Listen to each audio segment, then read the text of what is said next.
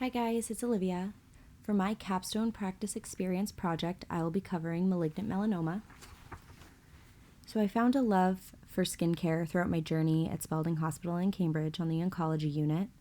I've had the opportunity to work with many forms of cancer and have developed this great interest in skin throughout my time thus far.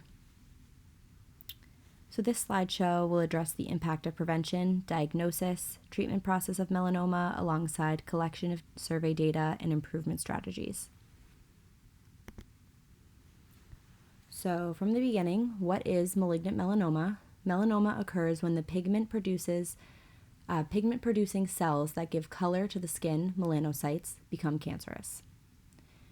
Symptoms: new unusual growth or a change in existing mole.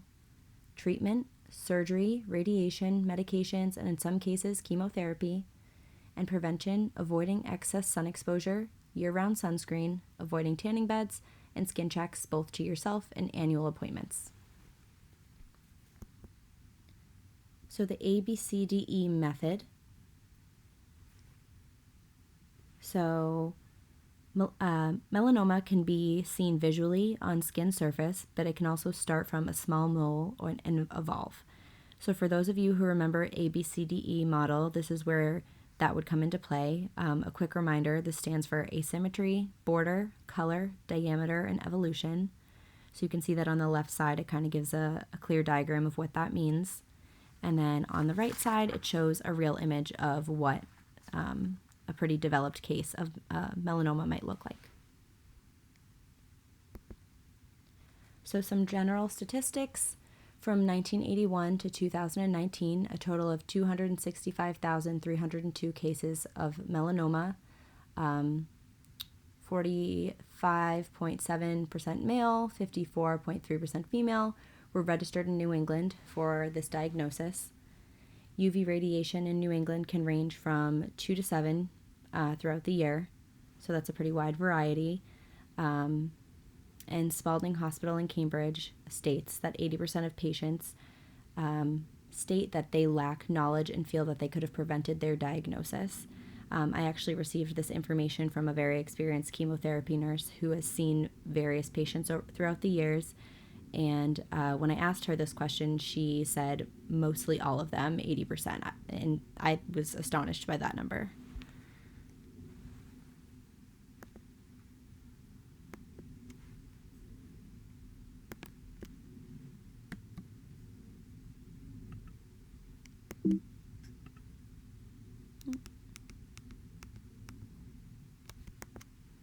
So here, some data that I collected.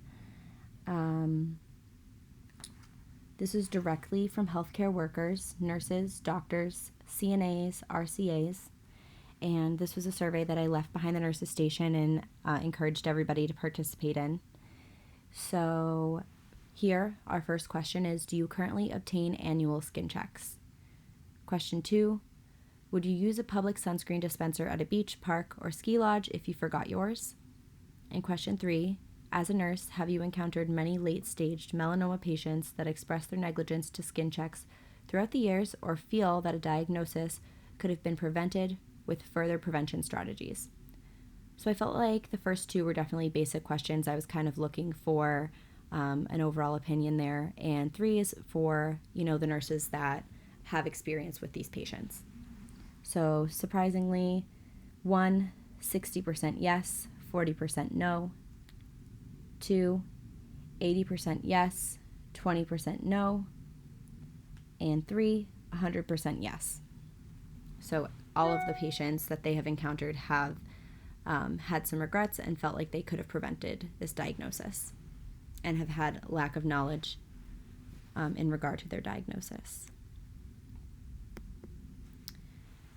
So this second survey that I collected here, these next charts were accumulated from Instagram polls, casual conversation amongst family, friends, and neighbors. So on the left side, this pie chart states, do you check your skin on your own regularly? And these are just questions here for the public that people would be able to kind of acknowledge throughout their lifetime. And I got 50% yes, 50% no on that one. And on the right side, this pie chart states, do you see your dermatologist for annual skin checks? This is 70% no, 30% yes.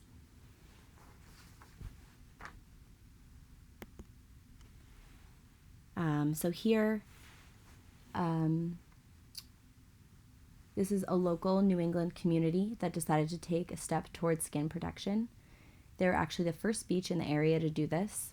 I did find research on them being in Boston as well, but during my most recent walk through the park, I actually did not see them. So this supports the myth that skincare is not as important during the colder days.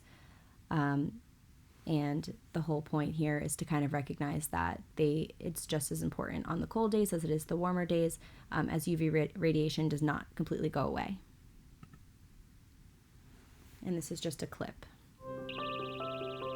I wanted to show you this great personal safety device for women. I got them from And the sun is strong on days like today. It can take just a few minutes to get a burn at the beach. One local community is now providing its beachgoers with some sun protection. Free sunscreen is now available at Narragansett Town Beach.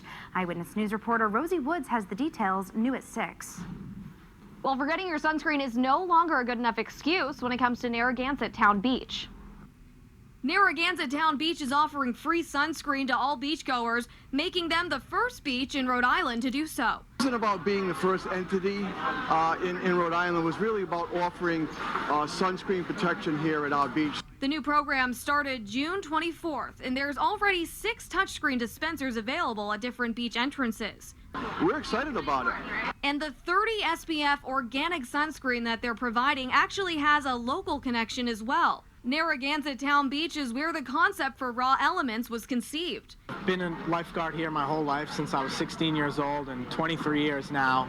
After being dissatisfied with different chemical sunscreen brands, the founder started making his own right here in Narragansett. So I eventually started formulating, turned my kitchen into a lab, and next thing you know, I was making sunscreen. Now, in addition to this new project, Rhode Island Department of Health is actually holding a sun safety event, which will be at the beach on Friday starting around noon. In the newsroom, Rosie Woods, Eyewitness News. So as you can see there, it was developed by one person, and that's all it takes to make change.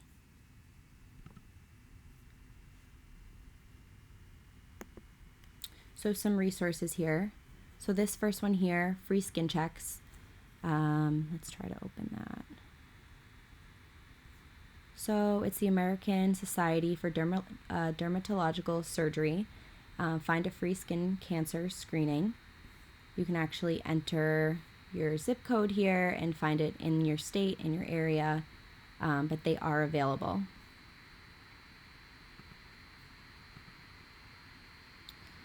Petition for sunscreen dispensers in your area, so we'll open this one as well.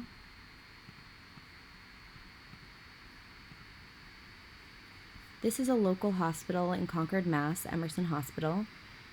So they teamed with Impact Melanoma to sponsor 16 sunscreen dispensers in surrounding communities.